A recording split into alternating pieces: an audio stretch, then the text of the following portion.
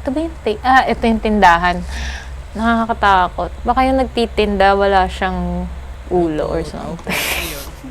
Okay, binigay na yung susi sa akin.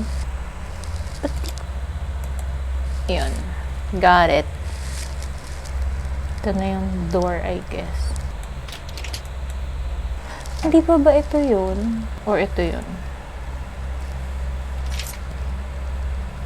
Okay. Na-unlock ko na siya. Feeling ko magbubukas yung TV, tas nandun yung jump scare. Okay, naiwan ko yung parcel. Ito na, matatapos na tayo.